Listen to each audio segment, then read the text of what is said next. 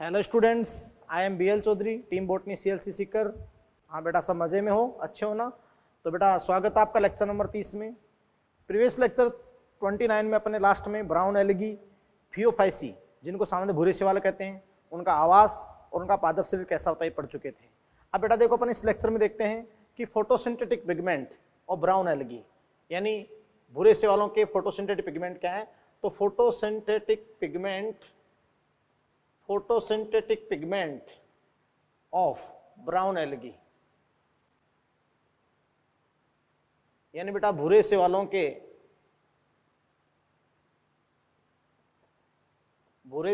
के प्रकाश संश्लेषी वर्णक।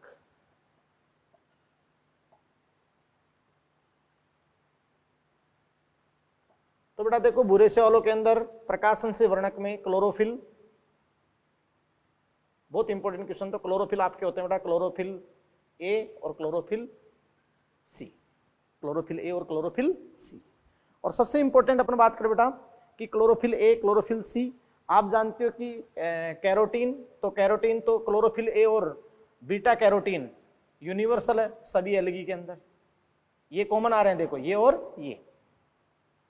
बाकी हरे शैवाल में ए और बी था, अब यहाँ क्लोरोफिल ए और सी और बीटा कैरोटीन। और सबसे इंपॉर्टेंट बेटा यहाँ पर जैंथोफिल, तो यहाँ आप जानते हो बेटा कि जैंथोफिल जो है भूरे शैवालों में वो है फ्यूकोजेंथिन, और ये डोमिनेंट है फ्यूकोजेंथिन, और ये बेटा डोमिनेंट है, प्रभावी है, इनका प्रभावी पिगमेंट है, डोमिनेंट, यस बेटा। और इसी के कारण ये किस कलर के दिखाई देते हैं? ब्राउन कलर के दिखाई देते हैं। ये प्रभावी वर्णक है फ्यूकोजेंथिन। आप समझ सकते हैं कि फ्यूकोजेंथिन की मात्रा बढ़ती है, तो आप जानते हो बेटा ये ओलिव ग्रीन होते हैं, ओलिव ग्रीन से लेकर ब्राउन कलर के विभिन्न शेडेड में दिखाई देते हैं। यस बेटा, यानी भूरे शैवाल अपन बात रहे कि हल्के भूरे भी हो सकते हैं, और तो आप जानते हैं वहां से लेकर ओलिव ग्रीन कलर के भी हो सकते हैं, वहां से लेकर भूरे रंग के विभिन्न शेडेड में जितना ज्यादा फ्यूकोजेंथिन होगा उतने ही ज्यादा भूरे दिखाई देंगे। जनरली बेटा देखो, जैंथोफिल सामान्यतः जैंथोफिल येलो होते हैं, सामान्यतः जैंथोफिल का जो अगर अपन कॉमन कलर देते हैं तो क्या होते हैं? येलो होते हैं। लेकिन एकमात्र जैंथोफिल है फ्यूकोजेंथिन एकमात्र है जो अपन बात उड़ा की ब्राउन इन कलर, यस और नो। तो ये हो गए बेटा इनके फोटोसिंथेटिक पिगमेंट, ब्राउन एलगी के फोटोसिंथेटिक पिगमेंट। नेक्स्ट अपन बात करते हैं बेटा, तो आप जानते हैं बेटा कि नेक्स्ट अपन बात करते हैं इनकी सेल वॉल का कंपोजिशन, यानी इनकी कोशिका भित्ति का संगठन। तो देखिए बेटा, सेल वॉल कंपोजिशन, भूरे शैवालों की कोशिका भित्ति का संगठन,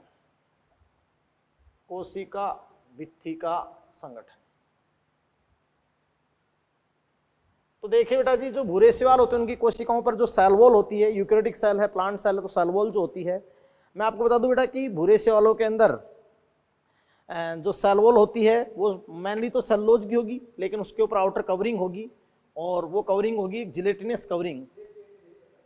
जो किसकी होगी बेटा? जिलेटिनस जो कवरिंग होगी वो एल्जिन की होगी। किसकी होगी बेटा? एल्जिन की। तो जो जिलेटिनस कवरिंग है वो एल्जिन की है। क्लियर? तो देखिए बेटा कि इनकी वेजिटेटिव सेल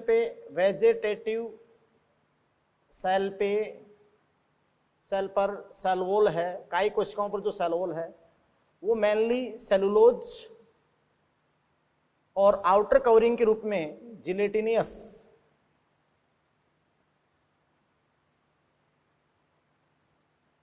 शीथ के रूप में आपके होगी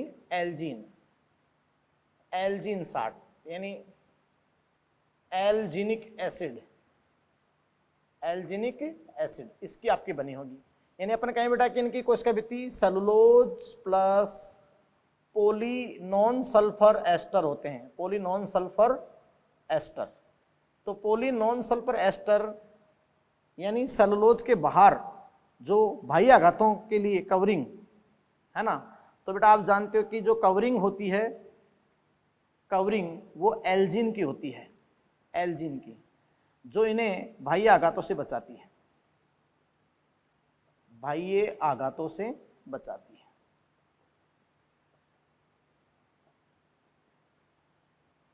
और बेटा ये जो अपन बात रहे कि एल्जीन है, ये हाइड्रोकोलाइड है, हाइड्रोकोलाइड, हाइड्रोकोलाइड है, ये एल्जीन जो है हाइड्रोकोलाइड है। तो वेजिटेटिव सेल पर cell wall cellulose plus gelatinous sheet होगी, gelatinous covering algin, alginic acid यानी cellulose plus poly non sulphur ester की सेल वॉल होगी, और कवरिंग होगी एल्जीन की, जो इन्हें बाह्य आघातों से बचाती है। और एल्जीन एक हाइड्रोकोलाइड है बेटा, हाइड्रोकोलाइड।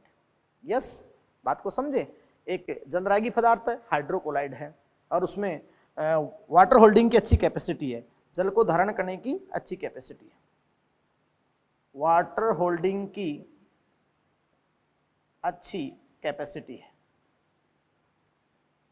यस, ये बात आपकी होगी, सेल वॉल कंपोजिशन इनका हो गया। अब अपन बात करते हैं बेटा कि इनका स्टोर फूड क्या है।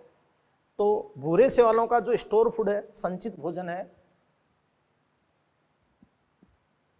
स्टोर फूड, तो वो है बेटा लेमिनेरियन मैनिटोल, जो एक प्रकार का कार्बोहाइड्रेट है, जटिल कार्बोहाइड्रेट है। तो देखो बेटा बहुत इंपॉर्टेंट क्वेश्चन, स्टोर फूड जो सीबीएसई 2009 में क्वेश्चन आया, store food of brown algae, इन भूरे शैवालों का संचित भोजन, सीबीएसई 2009 और फिर 2017 में। तो बेटा आप समझ सकते हैं कि store food of brown algae, तो इनका स्टोर फूड आपका होता है लेमिनेरियन मैनिटोल, लेमिनेरियन मैनिटोल, ये इनका अपन बात रहे कि स्टोर फूड है। और मैनिटोल एक प्रकार का जटिल कार्बोहाइड्रेट है, कार्बोहाइड्रेट। यस, तो इनका संचित भोजन है बेटा लेमिनेरियन मैनिटोल। भूरे शैवालों का जो संचित भोजन है वो बेटा आप समझ सकते हो क्या है, लेमिनेरियन मैनिटोल। लेमिनेरियन मैनिटोल यानी एल्कोहलिक शुगर है, एक प्रकार की कॉम्प्लेक्स कार्बोहाइड्रेट और एल्कोहलिक शुगर है, कॉम्प्लेक्स कार्बोहाइड्रेट, कॉम्प्लेक्स कार्बोहाइड्रेट और क्या है बेटा, एल्कोहलिक शुगर, एल्कोहलिक शुगर है। बात को समझ रहे हैं आप? यस, तो अब अपन इसके बाद नेक्स्ट देखते हैं। हाँ तो बेटा देखिए next, reproduction in brown algae. तो यहां पर आप रिप्रोडक्शन इन ब्राउन एल्गी,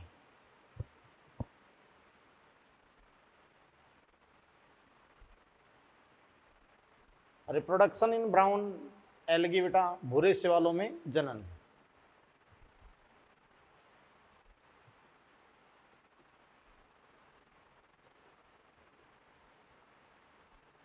भूरे शैवालों में जनन। तो फर्स्ट ऑफ ऑल आप देखें बेटा कि भूरे शैवालों के अंदर अपन ये कहेंगे कि भूरे शैवालों में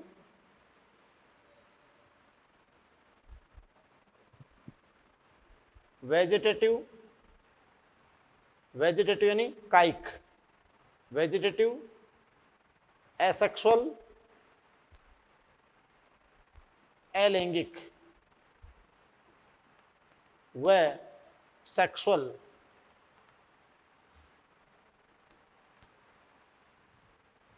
लैंगिक जनन देखा जाता है। यानी बेटा भूरे शैवाल कायिक, अलैंगिक और लैंगिक तीनों के विधियों के द्वारा अपना मात्र जनन प्रदर्शित कर सकते हैं। फर्स्ट ऑफ ऑल बेटा क्या, वेजिटेटिव रिप्रोडक्शन,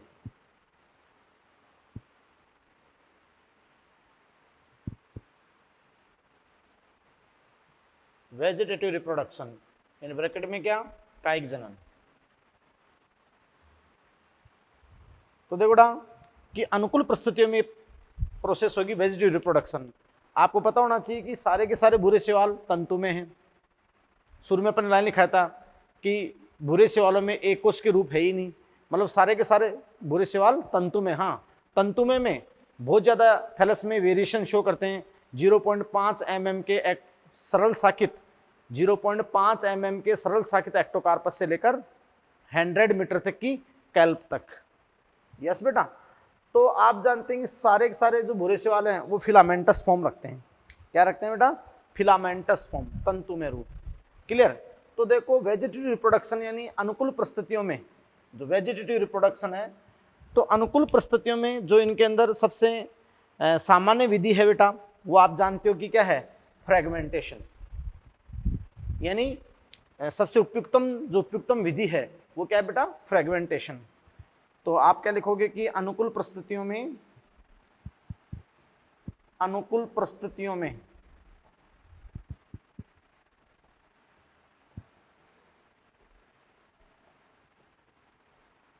इनमें जनन की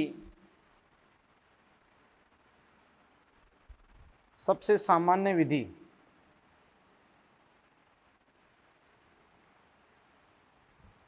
फ्रेगमेंटेशन है।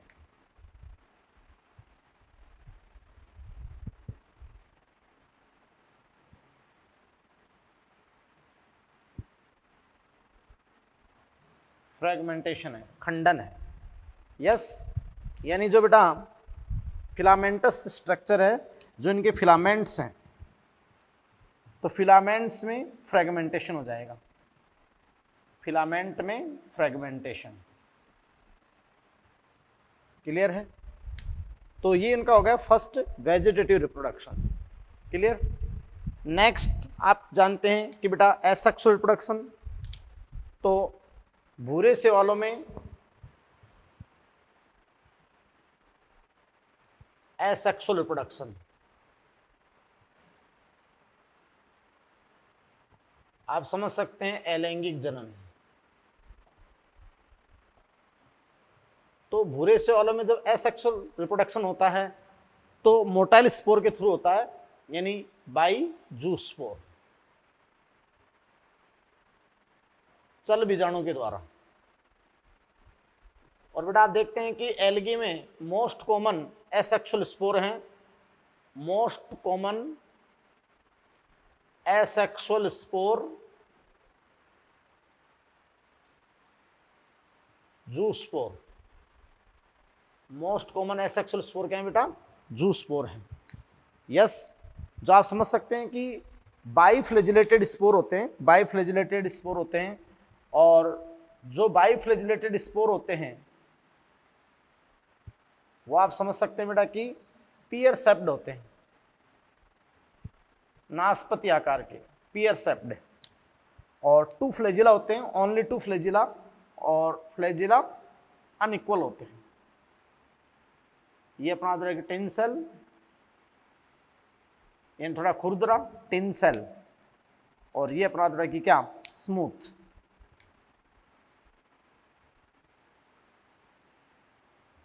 क्लियर। और आप समझ सकते हैं कि पियर शेप हो गए टिन सेल, स्मूथ, और ये आपके हो गए बेटा two unequal flagella, two unequal flagella, दो असमान कसाबी का टू अनइक्वल फ्लेजिला। और वो कैसे होते हैं, लेटरली अटैच्ड, पार्श्व रूप से जुड़े होते हैं।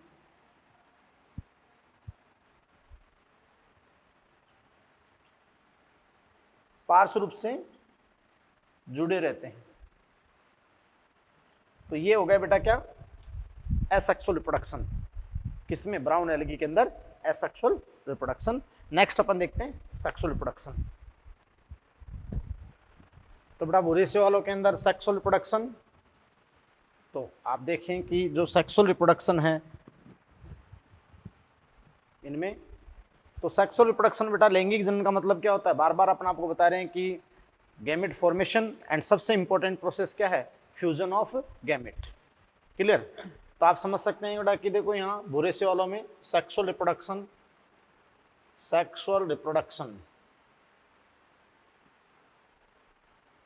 लैंगिक जनन। तो आप लिखेंगे बेटा कि भूरे शैवालों में लैंगिक जनन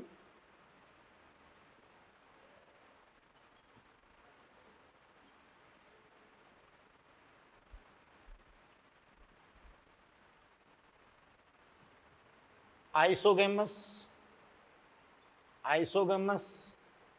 एनाइसोगेमस वह oogamous प्रकार का हो सकता है।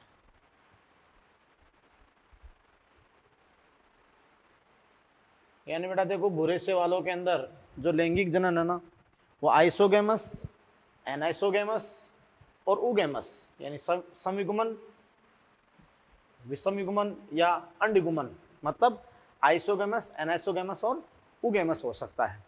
यस बेटा, यानी तीनों ही तरह की सिनगेमी हो सकती है, आइसोगेमी, एनाइसोगेमी और क्या, oogammy। क्लियर है बात? मैंने तीनों आपके सामने क्लियर कर दी थी। क्लियर बेटा? अब देखो कि जनरली सामान्यतः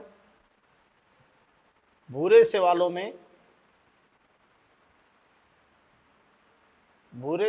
में युग्मकों का संलयन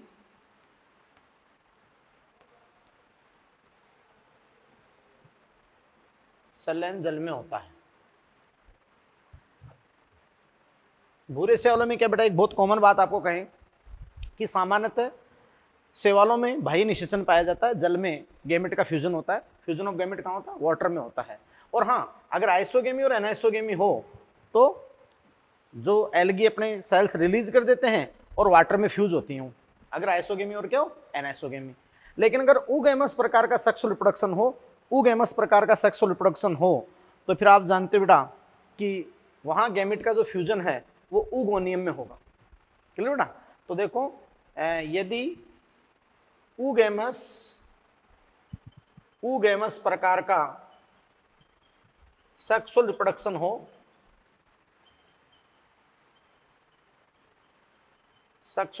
हो तो गैमेट का फ्यूजन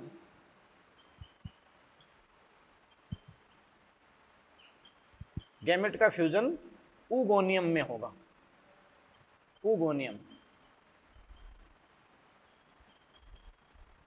में होगा। और बेटा यहाँ oogoनियम जो है, oogoनियम आप समझ रहे हैं बेटा कि oogoनियम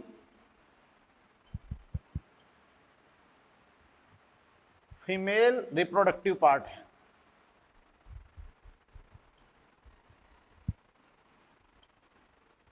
जो बेटा oogoनियम है, that is female reproductive part. ये फीमेल रिप्रोडक्टिव पार्ट है ना, मादा जन्नांग अंग है oogoनियम। तो इनसाइड oogoनियम होगा। oogoनियम एक सिंगल सेल है या एक सैक लाइक, एक थैली समान संरचना है, उसके इनसाइड वैसे यूनिसेलुलर सेक्स ऑर्गन एक सेल है, एक सेल नुमा सैक लाइक स्ट्रक्चर है, उसके अंदर एग सेल है, एग है, एगुणित एग। तो मेल गैमेट उस एग से फ्यूज होता है, और जो एग है, एग मीन फीमेल गैमेट, वो बेटा नॉन मोटाइल है, अगतिशील है, नॉन मोटाइल है, अगतिशील है। यस और नो? क्लियर? तो आप समझ पा रहे हैं कि ये सारी प्रोसेस आपके सामने है। नेक्स्ट अपन देखते हैं कि ये आपका हो गया सेक्सुअल रिप्रोडक्शन। इसमें अपन बताते हैं कि जो गैमेट्स हैं, जो मेल गैमेट है बेटा, मेल गैमेट वो मोटाइल है। मोटाइल का मीन क्या हो गया? फ्लैजिलेटेड है, फ्लैजिलेटेड, कसाबी की है। यस बेटा, गतिशील है, कसाबी की है, जो मेल गैमेट है। यस। अब अपन कहें बेटा कि जो मेल गैमेट है वो आप जानते हो कि पायरीफॉर्म, पियर सेप्ड है। यस, जो मेल गैमेट है वो पायरीफॉर्म पियर सेप्ड यानी नाशपति आकार,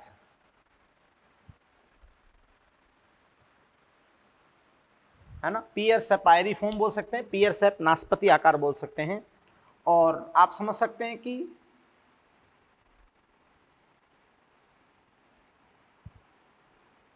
वो नाशपति आकार है तो उसके अंदर 2 फ्लैजिला है।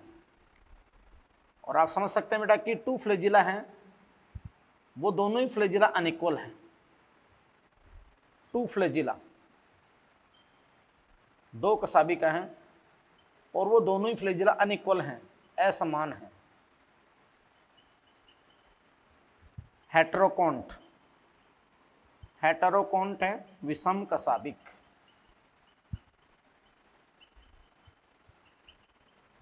तो हेटेरोकोन्ट है, टू फ्लैजिला है, अनइक्वल है। हेटेरोकोन्ट है, पायरिफॉर्म पियर शेप्ड नाशपति आकार के गैमेट हैं, और वो टू फ्लैजिला अनइक्वल हेटेरोकोन्ट विषम कशाभिक है, और युग्मक की आकार की है पियर शेप्ड नाशपति आकार की। यस बेटा। अब देखो मैं आपके सामने बता रहा हूं कि स्पेशली अपने बात रहे कि आइसोगेमी, तो जो एक्टोकार्पस है, एक्टोकार्पस, तो एक्टोकार्पस में आइसोगेमी है। क्या है बेटा? आइसोगेमी। और स्पेशली आपको मैंने बताया था कि फ्यूकस,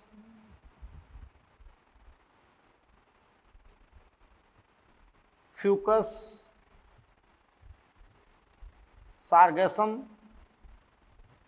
इनमें है ऊगेमी। क्या प्रेजेंट है? ऊगेमी। यस, तो ऊगेमी प्रेजेंट है। क्लियर है? नेक्स्ट देखते हैं। अब बेटा देखिए कि जो लाइफ साइकिल है, तो लाइफ साइकिल में आपको इनको बताऊं, बहुत इंपॉर्टेंट बात, स्पेशली जो आगे आपको बहुत अच्छे से समझाएंगे। बेटा देखो कि एक्टोकार्पस, तो एक्टोकार्पस क्या है बेटा? 0.5 mm simple branched brown algae, simple branched या sorry simple filamentous brown algae. अब बेटा देखिए जी, जो एक्टोकार्पस और कैल्प, एक्टोकार्पस और कैल्प, तो ये शो करते हैं बेटा हैप्लोडिप्लोन्टिक लाइफ साइकिल, हैप्लोडिप्लोन्टिक लाइफ साइकिल। जैसे ब्रायोटेरिडो में यही होगा, हैप्लोडिप्लोन्टिक। बेटा हैप्लोडिप्लोन्टिक कैसे? ये बेटा फिलामेंटस है, तो फिलामेंटस है तो मल्टीसेलर है, फिलामेंटस है। और जनरली जो मोस्ट ऑफ एल्गी है वो भी क्या है? हैप्लोइड होती है, एन। अब उस पर जो भी सेक्स ऑर्गन आ गए, फ्यूजन हुआ, जाइगोट बन गया, लेकिन अब जाइगोट में मियोसिस नहीं हुआ, अब जाइगोट में बहुत टाइम तक माइटोसिस हुआ, बट एम्ब्रियो फॉर्मेशन यानी भ्रूण निर्माण तो एब्सेंट होता है, किसमें? एल्गी में। तो वो फिलामेंटस फॉर्म यानी माइटोसिस चलता रहा, फिर स्पोरिक मियोसिस होकर वापस हैप्लोइड स्पोर बन गए। तो मोस्ट ऑफ आप जानते हो कि जो फिलामेंटस एल्गी होते हैं, लेकिन ग्रीन एल्गी को छोड़ के जो फिलामेंटस होते हैं, हैप्लोइड होते हैं, उनमें लाइफ साइकिल होता है हैप्लोडिप्लोन्टिक। और ये पैटर्न अपन आगे आपको अभी ब्रायोफाइटा का जो लाइफ साइकिल समझाएंगे नेक्स्ट लेक्चर के अंदर, तो उसमें आप समझ रहे हैं कि बेटा आप पूरा अच्छे से आपको समझाएंगे। तो हैप्लोडिप्लोन्टिक लाइफ साइकिल होता है एक्टोकार्पस और कैल्प में, जो फिलामेंटस और एन है। Fucus generally exceptionally Fucus diploid है, मैन डोमिनेंट। तो फ्यूकस के अंदर डिप्लोन्टिक लाइफ साइकिल होता है, फ्यूकस में डिप्लोन्टिक लाइफ साइकिल होता है। फ्यूकस में क्या होता है बेटा? Diplontic life cycle. यस। अब अपन बात करते हैं बेटा कि economic importance of brown algae, economic importance of brown algae. तो भूरे सवालों का जो भी है इकोनॉमिक इंपोर्टेंस है, आर्थिक महत्व क्या है। क्लियर? तो फर्स्ट ऑफ ऑल देखो अपन बात करें बेटा, जैसे सार्गेसम है, सार्गेसम, तो सार्गेसम यूज्ड एज फूड, भोजन के रूप में। सीविड, समुद्री खरपतवार, तो सी वेजिटेबल यानी भोजन के रूप में उपयोग होता है सार्गेसम। ऐसे अपन बात करते हैं बेटा कि जो नेक्स्ट आपका है लेमिनेरिया, तो लेमिनेरिया जो कैल्प है, लेमिनेरिया, क्लियर बेटा? और लेमिनेरिया आप जानते हो समुद्र में, और लेमिनेरिया अपने लिए आयोडीन का सोर्स है। किसका है? आयोडीन और ब्रोमीन। क्लियर? तो आयोडीन और ब्रोमीन, आयोडीन व ब्रोमीन इस शैवाल से प्राप्त किए जाते हैं, इस शैवाल से प्राप्त किए जाते हैं, आयोडीन और ब्रोमीन। यस बेटा? तो ये आप समझ सकते हो कि लेमिनेरिया हो गया। क्लियर? इसके अलावा ब्राउन एल्गी की जो सेल वॉल होती है बेटा, सेलुलोज मेन कंपाउंड है, लेकिन आउटर एल्जीन जो पोलिनॉन सल्फर एस्टर है एल्जीन, एल्जीन का उस पर स्तर होता है जो उसको बाह्य आघातों से और डेस्ट्रेटिंग सेल डेस्ट्रक्ट से बचाता है, प्रोटेक्शन करता है उसकी जीवद्रव्य की, एल्जीन। एल्जीनेट साल्ट होता है, एल्जीन फ्यूशिन आप समझ सकते हो, वो एक फाइकोकोलाइड है, हाइड्रोकोलाइड है जिसमें अच्छी वाटर होल्डिंग कैपेसिटी है। और बेटा आप समझ सकते हो कि जो एल्जीन है, एल्जीनेट साल्ट, उससे टीथ टेक्सचर का मीन होता है जो 32C का माप। अगर आप डेंटिस्ट के पास कभी गए हैं और डेंटिस्ट के पास गए हैं तो अपनी नया दांत बनवाने के लिए अपन अपनी टीथ का साइज या मेजरमेंट देते हैं, तो एक वो मटेरियल अपने दांत में फंसाता है जिससे अपनी 32C का मेजरमेंट आ जाता है। तो टीथ टेक्सचर टीथ की बनावट में इनके लिए उससे बनता है। इसके अलावा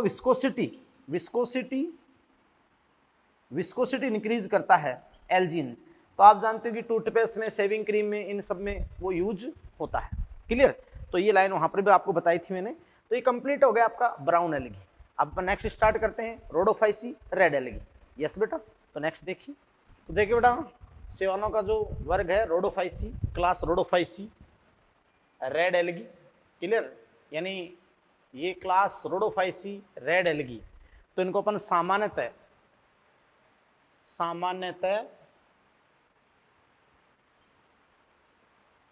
ये लाल शैवाल कहलाते हैं। सामान्यतः ये लाल शैवाल कहलाते हैं। यस, तो बेटा देखो, एल्गी की क्लास जो रोडोफाइसी है, रेड एल्गी है, तो आपने कह दिया कि सामान्यतः ये क्या कहलाते हैं? लाल शैवाल कहलाते हैं। फर्स्ट ऑफ ऑल अपन देखते हैं बेटा इनका हैबिटेट, आवास। क्लियर? तो आप कहोगे क्या बेटा कि अधिकांश लाल शैवाल भी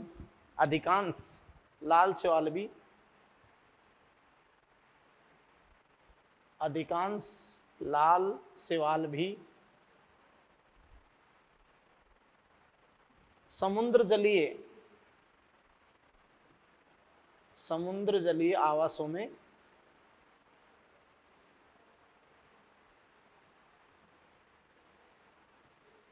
पाए जाते हैं। अपन कह बेटा कि अधिकांश लाल शैवाल भी समुद्र जलीय आवासों में पाए जाते हैं, यानी मैराइन वाटर में। क्लियर बेटा? लेकिन फिर अपन कहेंगे कि ये प्रचुरता में बहुत ज्यादा संख्या में बेटा, ये प्रचुरता में समुद्र में जो गर्म जल होता है या फिर गर्म स्थानों पर मतलब समुद्र में वार्मर एरियाज में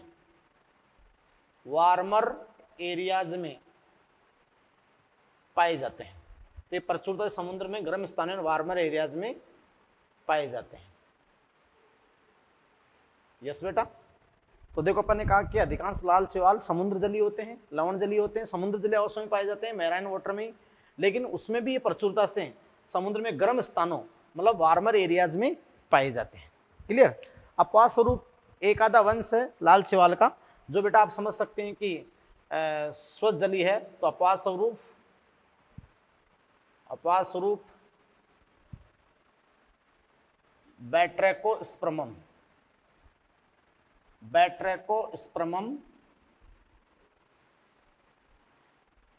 ऐसे लाल शैवाल हैं जो स्वजलीय हैं।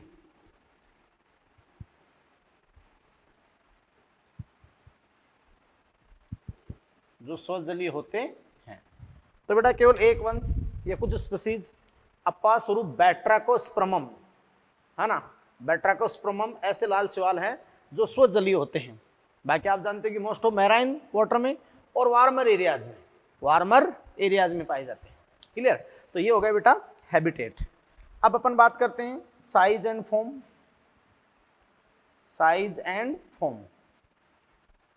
तो देखो बेटा कि जो लाल शैवाल हैं, लाल शैवाल भी आप समझ सकते हो कि फिलामेंटस यानी बहुकोशिकीय तंतु में और शाखितीय होते हैं। तो आप क्या कहोगे बेटा?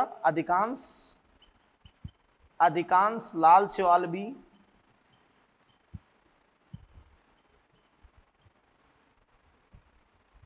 अधिकांश लाल शैवाल भी तंतु में शाखित ही होते हैं, यानी बेटा मोस्ट ऑफ क्या होते हैं, फिलामेंटस ब्रांच्ड, फिलामेंटस ब्रांच्ड होते हैं। मल्टीसेलर है ना, बहुकोशिकीय, तो फिलामेंटस ब्रांच्ड होते हैं, तंतु में शाखित, तंतु में शाखित। एकमात्र आप समझ सकते हैं कि भूरे शैवाल तो सारे के सारे तंतु में शाखित होते हैं। हाँ, हरे शैवालों में एकोश के रूप भी है, कॉलोनी भी है, तो आकार रूप में अत्यधिक विविधता हरे शैवाल, लेकिन थैलस की अत्यधिक विविधता भूरे शैवाल। और ये लाल शैवाल भी अधिकांशतः बेटा आप समझ सकते हो कि तंतु में शाखित होते हैं, है ना। केवल वही बात कि अपवाद मतलब एक्सेप्शन, एक्सेप्शन यहाँ पर है बेटा अपवाद, यानी पोरफायरिडियम, पोरफायरिडियम, तो पोरफायरिडियम एकोश के रूप है। पोरफायरिडियम क्या बेटा, एकोश की। बाकी मोस्ट ऑफ रेड एल्गी क्या होते हैं, फिलामेंटस ब्रांच्ड होते हैं। यस, तो बेटा फर्स्ट ऑफ ऑल आपने किसकी बात कर ली, हैबिटेट की, then size and form. Clear बेटा। अब देखो बेटा अपन बात करते हैं जो इनके फोटोसिंथेटिक पिगमेंट हैं, कि फोटोसिंथेटिक पिगमेंट यानी प्रकाश संश्लेषी वर्णक क्या है, जो सबसे इंपॉर्टेंट इंफॉर्मेशन होती है शैवालों की। तो बेटा देखो कि लाल शैवालों के प्रकाश संश्लेषी वर्णक क्या है, प्रकाश संश्लेषी वर्णक लाल शैवालों के। तो बेटा जी आप ध्यान दें कि जो फोटोसिंथेटिक पिगमेंट हैं रेड एल्गी की, फोटोसिंथेटिक पिगमेंट यानी प्रकाश संश्लेषी वर्णक, तो मैं आपको बता दूं कि फर्स्ट ऑफ ऑल तो क्लोरोफिल, तो क्लोरोफिल यहाँ पर क्लोरोफिल, तो आप समझ सकते हैं कि क्लोरोफिल, क्लोरोफिल ए यूनिवर्सल होता है, क्लोरोफिल ए, और उसके साथ में होता है क्लोरोफिल, सॉरी क्लोरोफिल ए, और उसके साथ में होता है क्लोरोफिल डी। तो ए और क्या होता है बेटा, डी। अब आप जानते हो कि ए तो सार्वभौमिक है, यानी जो भी ऑक्सी प्रकाश संश्लेषण करते हैं इस पृथ्वी के ऊपर, चाहे वो बीजीसिया जो साइनोबैक्टीरिया साइनोफाइसिस हैं, वहाँ से लेकर कोई भी एल्गी या कोई भी प्लांट की बात करो, जो भी ऑक्सी प्रकाश संश्लेषण करते हैं, ऑक्सी फोटोसिंथेटिक, यानी कुछ हरे गंधक बैंगनी गंधक, कुछ अनोक्सी प्रकाशन करने वाले बैक्टीरिया जीवाणुओं को छोड़कर पृथ्वी के सभी ऑक्सी प्रकाश संश्लेषी के अंदर एक यूनिवर्सल पिगमेंट होता है क्लोरोफिल ए, और शैवालों में क्लोरोफिल ए और बीटा कैरोटीन। तो ध्यान से सुना, क्लोरोफिल यहाँ पर ए और क्या है बेटा, डी है। साथ में आप जानते हैं कि बेटा कैरोटीन, तो कैरोटीन आप जानते हैं ये भी यूनिवर्सल है, beta carotene, beta carotene. Yes, लेकिन देखो इन लाल शैवालों में तो और भी टाइप के पिगमेंट पाए जाते हैं जो अन्य में नहीं होते, या तो बीजीए में होते हैं या लाल शैवालों में होते हैं। तो बेटा आप समझ सकते हो कि या तो आप समझ रहे हो कि बीजीए में होंगे और या फिर किस में होंगे, लाल शैवालों में होंगे। तो वो आपके होते हैं फाइकोसाइनिन, फाइकोबिलिन्स, फाइकोबिलिन्स, वर्णक का टाइप क्या है, फाइकोबिलिन्स। यस, तो बेटा देखो इनके अंदर फाइकोबिलिन्स के रूप में, फाइकोबिलिन्स के रूप में इनमें आपका होता है आर फाइकोइरिथ्रिन, आर फाइकोइरिथ्रिन, क्लियर। और सेकंड आपका होता है बेटा आर फाइकोसाइनिन, आर फाइकोसाइनिन, है ना बेटा। तो आर फाइकोइरिथ्रिन और आर फाइकोसाइनिन ये आपके में होते हैं फाइकोबिलिन्स। जैसे बीजीए में होता है ना सी फाइकोसाइनिन और सी फाइकोइरिथ्रिन, तो यहाँ आर फाइकोइरिथ्रिन और आर फाइकोसाइनिन, ये फाइकोबिलिन्स का पाया जाना, है ना। बहुत इंपॉर्टेंट विशेषता है इन एल्गी की। अब बेटा देखो इनके अंदर किस डोमिनेंट पिगमेंट क्या है, तो डोमिनेंट पिगमेंट यहाँ पर है बेटा आर फाइकोइरिथ्रिन, आर फाइकोइरिथ्रिन, यानी बेटा आप समझ सकते हो कि ये डोमिनेंट पिगमेंट है। यस, डोमिनेंट पिगमेंट का मीन क्या हो गया, प्रभावी वर्णक, डोमिनेंट पिगमेंट, प्रभावी वर्णक। क्वेश्चन आ जाए लाल शैवालों का लाल रंग किस कारण होता है, तो आर फाइकोइरिथ्रिन, डोमिनेंट पिगमेंट। अगर ये आर फाइकोइरिथ्रिन एक्सेस में होगा, ज़्यादा होगा एक्सेस में, तो ये कैसे अपीयर होंगे, रेड अपीयर होंगे। तो आप समझ रहे हो कि रेड अपीयर होने का कारण क्या है, प्रेजेंस ऑफ आर फाइकोइरिथ्रिन, आर फाइकोइरिथ्रिन का पाया जाना। तो फोटोसिंथेटिक पिगमेंट, प्रकाश संश्लेषी वर्णक क्लोरोफिल, क्लोरोफिल ए और डी। आपने देखा हरे शैवालों में क्लोरोफिल ए था लेकिन साथ में बी था, हायर प्लांट की तरह, इसलिए वो एडवांस थे। भूरे शैवालों में ए तो था लेकिन साथ में सी था, और लाल शैवालों में ए तो था लेकिन साथ में डी था। और आप समझ सकते हैं कि फाइकोबिलिन जो केवल बीजीए में और लाल सेवालों में है, तो आर फाइकोइरिथ्रिन और आर फाइकोसाइनिन, और डोमिनेंट पिगमेंट यहाँ पर है आर फाइकोइरिथ्रिन, और आर फाइकोइरिथ्रिन के कारण ही उसके एक्सेस अमाउंट, उसके अधिक अमाउंट के कारण ही बेटा ये कैसे अपीयर होते हैं, रेड अपीयर होते हैं। यस, और आप समझ सकते हो कि जो मतलब रेड एल्गी का जो अभिलाक्षणिक रंग है वो प्रीडोमिनेंस ऑफ रेड पिगमेंट, यानी जो आर फाइकोइरिथ्रिन के कारण ही, आर फाइकोइरिथ्रिन। बात को समझ रहे हैं आप? यस बेटा, तो आप समझ पा रहे हैं कि वो किसके कारण है बेटा, आर फाइकोइरिथ्रिन। यस, और ये पिगमेंट समय बीजीए में मिलता है, तो आप जानते हो कि सबसे प्राचीनतम वो तो प्रोकैरियोटिक एल्गी है बीजीए तो, और अगर अपन कहें कि सेकंड एंशिएंट यानी बीजीए के बाद द्वितीय प्राचीन शैवाल, तो सेकंड एंशिएंट एल्गी कौन है बेटा, ये रेड एल्गी है, द्वितीय प्राचीन शैवाल। हाँ, और आपको पता है कि भाई अगर बीजीए भी अगर डेप्थ में हो तो रेड अपीयर होते हैं, जैसे ट्राइकोडेस्म में बताया था, तो ये ज्यादातर थोड़े डेप्थ पे ही होते हैं, थोड़ी गहराई पे होते हैं लाल शैवाल। हाँ, कुछ एक आधा अगर मान लो जो सोच लिए बैट्राकोस्पर्मम, वो थोड़ा सरफेस की ओर होता है बैट्राकोस्पर्मम, अगर वो सरफेस की ओर है तो फिर उसके अंदर फाइकोसाइनिन ज्यादा होगा, फाइकोसाइनिन, और अगर फाइकोसाइनिन हुआ तो वो आप समझ सकते हैं कि मतलब ब्लू ग्रीन अपीयर होगा आपका, बात को समझ, ब्लू अपीयर होगा। बाकी आप जानते हो कि मोस्ट ऑफ रेड एल्गी लाल दिखते हैं किसके कारण, आर फाइकोइरिथ्रिन के कारण, और ये पिगमेंट में बीजीए के समान है, अभी संचित भोजन में उनके समानता दर्शाएंगे, इसलिए द्वितीय प्राचीन शैवाल है सेकंड एंशिएंट एल्गी। यस बेटा, तो नेक्स्ट देखते हैं अपन। तो देखो बेटा, सेल वॉल कंपोजिशन कोशिका भित्ति संगठन रेड एल्गी में, तो बेटा देखिए कोशिका भित्ति संगठन लाल शैवालों में सेल वॉल का क्या कॉम्पोजिशन, बहुत इंपॉर्टेंट क्वेश्चन यहाँ से आता है।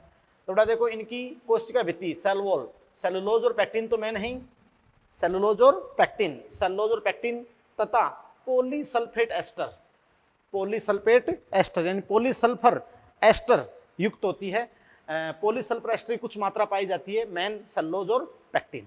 यस बेटा, अर्थात हाइड्रोकोलाइड फाइकोकोलाइड, कुछ मात्रा में हाइड्रोकोलाइड या फाइकोकोलाइड पाए जाते हैं, हाइड्रोकोलाइड या फाइकोकोलाइड, वही जंदरागी पदार्थ जो भूरे शैवालों की सेलुलोज में होते हैं और लाल शैवालों में, लेकिन वहाँ नॉन सल्फर एस्टर या पॉलीसल्फर एस्टर। यस बेटा, ये जंदरागी पदार्थ या पॉलीसल्फर एस्टर जैसे अगार, यस बेटा अगार, कैरागीन, यस बेटा अगार है, कैरागीन या फ्यूनोरी सल्फोनिक एसिड। यस बेटा, और कुछ रेड एल्गी की जातियां, कुछ रेड एल्गी स्पीसीज आप जानते हो, कुछ रेड एल्गी की स्पीसीज तो कैल्शियम कार्बोनेट सिक्रेट भी करती है और डिपोजिटेट भी करती है, जमा भी करती है कैल्शियम कार्बोनेट, तो आपकी कहलाती है कोरल्स के रूप में। किसके रूप में? मैराइन वाटर में कोरल्स के रूप में फिर दिखाई देती हैं। यस बेटा, आपको मैंने बताया अगार एक ऐसा फाइकोकोलाइड है, हाइड्रोकोलाइड है, एक ऐसा जेली समान पदार्थ है अगार जो रेड एल्गी की सेल वॉल में पाया जाता है, लेकिन सबसे मुख्य रूप से यह जिलेडियम और ग्रेसिलेरिया की सेल वॉल से प्राप्त होता है। तो it obtained from the cell wall of Gelidium and Gracilaria, agar obtained from the cell wall of Gelidium and Gracilaria. तो बेटा जिलेडियम और ग्रेसिलेरिया से ये अगार, और आप जानते हो अगार ये क्वेश्चन सीबीएसई 2009 फिर 2014 रिपीट क्वेश्चन है कि अगार किससे प्राप्त होता है, अगार ऑब्टेन्ड फ्रॉम, तो जिलेडियम और ग्रेसिलेरिया नामक लाल शैवालों से। यस बेटा, जिलेडियम और ग्रेसिलेरिया, और ये आपके एनसीईआरटी में भी दे रखा है, समरी में भी दे रखा है। क्लियर बेटा, तो बहुत इंपॉर्टेंट क्वेश्चन यहाँ बनता है और बहुत रिपीट क्वेश्चन है एग्जाम का। और ये जो अगार है एक ऐसा हाइड्रोकोलाइड है जिसमें आप जानते हो कि अंतर चूषण यानी वाटर को होल्ड करने की या वाटर को चूसने की अंतर चूषण की सबसे ज्यादा क्षमता है। यस बेटा, सबसे ज्यादा क्षमता पृथ्वी पर आप जानते हो कि और सबसे ज्यादा अंतर चूषण की क्षमता तो किसमें है, अगार के अंदर। इसलिए बेटा इस अगार को माइक्रोबायोलॉजी लैब, जो सूक्ष्म जीव प्रयोगशालाएं हैं जहां सूक्ष्म जीवों का संवर्धन करते हैं, तो संवर्धन माध्यम के रूप में अपन इसको यूज करते हैं, तो ये माइक्रोबायोलॉजी लैब में संवर्धन माध्यम के रूप में प्रयुक्त होता है अगार। इसके अलावा ये आइसक्रीम, जैम, जेली आदि में भी मिलाया जाता है, क्योंकि एगार एगार एक फाइकोकोलाइड हाइड्रोकोलाइड है, तो ये विस्कोसिटी यानी श्यानता को बढ़ाएगा, तो जैम, जेली, आइसक्रीम इनमें मिलाया जाता है। आप जानते हैं एक चेरी कैरागिन, कैरागिन किससे प्राप्त होता है? कॉन्ड्रस क्रिप्सस नामक लाल शैवाल से प्राप्त होता है। तो ये आपका हो गया लाल शैवालों का कोशिका भित्ति का संगठन। तो सेलुलोज, पैक्टीन और पॉलीसल्फर एस्टर। यस बेटा, यस। अब अपन बात करते हैं स्टोर फूड, संचित भोजन। तो लाल शैवालों का जो संचित भोजन है वो फ्लोरिडीन स्टार्च है। बीजीए का संचित भोजन था बेटा साइनोफाइसिन स्टार्च, और यहाँ लाल शैवालों का जो संचित भोजन है वो है फ्लोरिडियन स्टार्च। तो ये भी फ्लोरिडियन स्टार्च जो है ये आप जानते हो कि एक आदिम कार्बोहाइड्रेट है, आदिम कार्बोहाइड्रेट। और ये भी बेटा आप जानते हो कि जो एमाइलोपेक्टिन या ग्लाइकोजन की तरह साकित है। तो आप समझ सकते हो कि बेटा ये भी एमाइलोपेक्टिन, यस, मैं आपसे कहूं कि एमाइलोपेक्टिन और ग्लाइकोजन की तरह साकित है। यस बेटा, फ्लोरिडियन स्टार्च। तो ये भी क्वेश्चन नीट में 2 बार रिपीट हो चुका है कि लाल शैवालों का संचित भोजन क्या है? फ्लोरिडियन स्टार्च, जो एमाइलोपेक्टिन या ग्लाइकोजन की तरह साकित है। क्लियर बेटा? तो ये आपका हो गया, तीनों चीजें हो गई, फोटोसिंथेटिक पिगमेंट हो गया, सेल वॉल कॉम्पोजिशन हो गया और स्टोर फूड हो गया। यस। अब अपन बात करते हैं बेटा reproduction in red algae, reproduction और फिर जो इसका इंपॉर्टेंस है। यस बेटा, तो नेक्स्ट तो ध्यान देना, रिप्रोडक्शन इन रेड एल्गी, लाल शैवालों में जनन। तो वही आप समझ सकते हैं कि भी रेड एल्गी में भी ये भी वेजिटेटिव काइक, वेजिटेटिव एसेक्सुअल व सेक्सुअल रिप्रोडक्शन प्रदर्शित करते हैं, सेक्सुअल रिप्रोडक्शन प्रदर्शित करते हैं।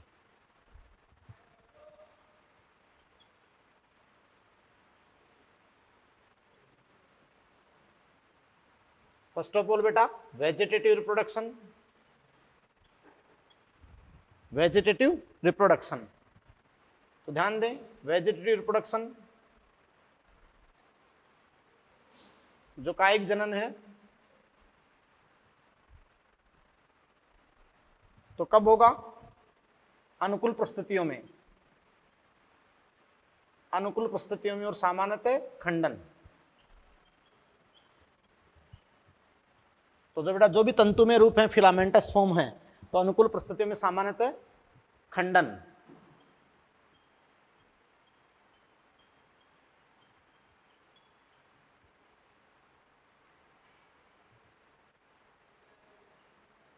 फ्रेगमेंटेशन। क्लियर बेटा? नेक्स्ट अपन देखते हैं बेटा एसेक्सुअल रिप्रोडक्शन।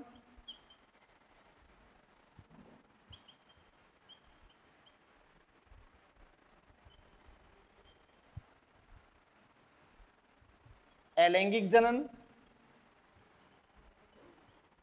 तो देखो बेटा कि रेड एल्गी के अंदर कोई भी मोटाइल स्टेज नहीं होती है, तो एसेक्सुअल रिप्रोडक्शन अलैंगिक जनन यहाँ जूस्पोर के द्वारा नहीं होगा। अलैंगिक जनन की अगर हम बात करें तो देखो बेटा फर्स्ट ऑफ ऑल अपन से कहते हैं कि लाल शैवालों में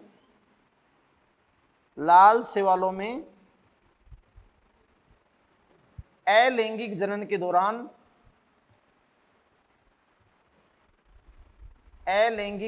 दौरान फ्लैजिलेटेड कसाबी फ्लैजिलेटेड स्पोर अनुपस्थित होते हैं, अर्थात लाल शैवालों में जूस्पोर चल बीजाणु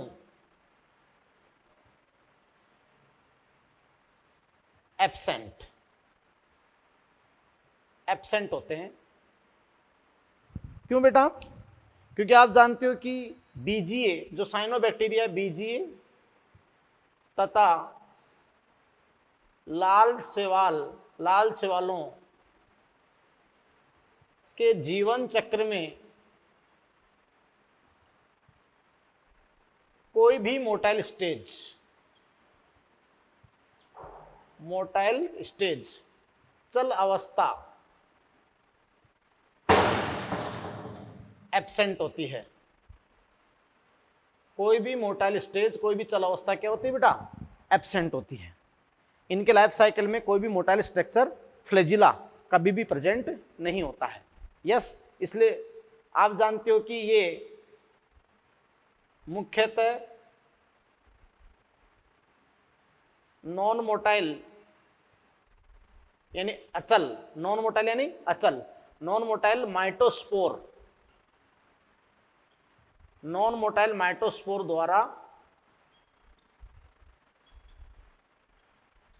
अलैंगिक जनन प्रदर्शित कर सकते हैं।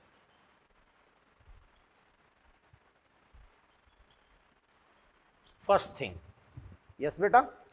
नेक्स्ट बात अपन करते हैं बेटा फिर कि जो लैंगिक जनन है तो इनके अंदर सेक्सुअल रिप्रोडक्शन की क्या मेथड है? लैंगिक जनन, तो ध्यान दो, सेक्सुअल रिप्रोडक्शन, लैंगिक जनन,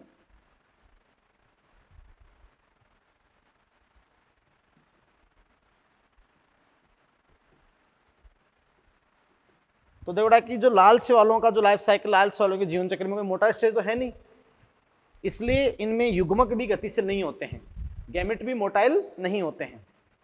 क्लियर? अब सेक्सुअल रिप्रोडक्शन में गैमेट मोटा नहीं होते, गैमेट भी इनमें क्या होते हैं? नॉन मोटाइल होते हैं। लेकिन लाल से वालों में ऊगेमस प्रकार का सेक्सुअल रिप्रोडक्शन देखने को मिलता है। ऊगेमस प्रकार का सेक्सुअल रिप्रोडक्शन प्रेजेंट होता है। आपके दिमाग में आना चाहिए कि जब कोई मोटाइल स्टेज ही नहीं है और फ्लैजिला प्रेजेंट हो ही नहीं सकता है तो सेक्सुअल रिप्रोडक्शन का टाइप ऊगेमस कैसे हो सकता है? क्योंकि ऊगेमस में तो नर युग्मक छोटा और गतिशील होता है और मादा युग्मक बड़ा और अगतिशील होता है। तो आप वहां ये पॉसिबिलिटी नहीं दे सकते हो कि ऊगेमस प्रकार के रिप्रोडक्शन में तो मोटाइल स्टेज होनी चाहिए। लेकिन देखो कि लाल शैवालों में ऐसा ही होता है बेटा, ऊगेमस प्रकार का सेक्सुअल रिप्रोडक्शन होता है क्योंकि इनके अंदर जो मेल सेक्स ऑर्गन है, मेल सेक्स ऑर्गन वो स्पर्मेशियम है और फीमेल सेक्स ऑर्गन बेटा इनके अंदर कार्फोगोनियम है, कार्फोगोनियम। तो नेक्स्ट मैं आपको इसे इनकी स्ट्रक्चर बताता हूं कि मेल सेक्स ऑर्गन स्पर्मेशियम और फीमेल सेक्स ऑर्गन क्या हो गया? कार्फोगोनियम हो गया।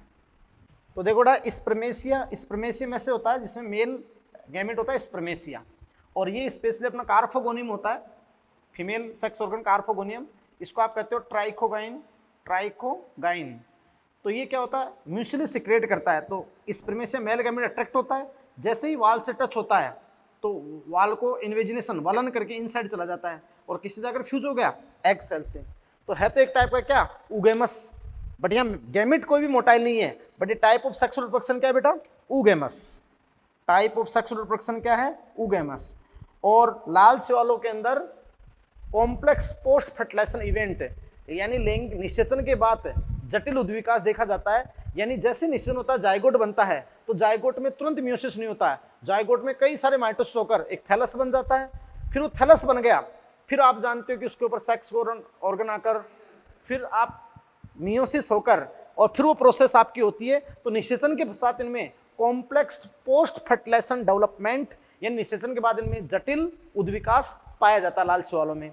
नेक्स्ट अपन देखते हैं बेटा कि लाल शैवालों में का जो इकोनॉमिक इंपॉर्टेंस क्या है। तो पोरफायरा इनका एक एडिबल एल्गी है, खाद्य है। और आपको एक लाइन दी गई एनसीईआरटी में कि लेमिनेरिया जो ब्राउन से रिलेटेड है और पोरफायरा जो रेड एल्गी से रिलेटेड है। इस समेत 70 ऐसी प्रजातियां हैं समुद्री जो खाने योग्य हैं। और आपको मैंने बताया कि इसके अंदर जो एगार जहाँ से ऑब्टेंड होता है उसका जेली समान पदार्थ के रूप में यूज किया जाता है जिलेडियम और ग्रेसिलेरिया से। इसके अलावा आप समझ सकते हैं कि जो लाल शैवाल हैं तो कॉन्ड्रास्क्रिप्सिस उससे कैरागिन प्राप्त होती है जो कैप्सूल कवरिंग में यूज होता है। तो ये सारी चीजें मैंने आपको बताई। और पॉलीसाइफोनिया जो रेड एल्गी है उसमें हैप्लोडिप्लोंटिक लाइफ साइकिल पाया जाता है। यस बेटा, हैप्लोडिप्लोंटिक लाइफ साइकिल। तो ये सारी चीजें बेटा मैंने आपको इस लेक्चर में बताई, क्लियर। और ये एल्गी कंप्लीट अपन नेक्स्ट लेक्चर में एल्गी से रिलेटेड जितने भी क्वेश्चंस होते हैं अच्छे अच्छे वो सारे क्वेश्चंस की बात करेंगे। और फिर अपन नेक्स्ट जो किंगडम प्लांटिका नेक्स्ट डिवीजन, किंगडम प्लांटिका नेक्स्ट डिवीजन ब्रायोफाइटा अपन स्टार्ट कर देंगे। यस बेटा, तो थैंक यू वेरी मच।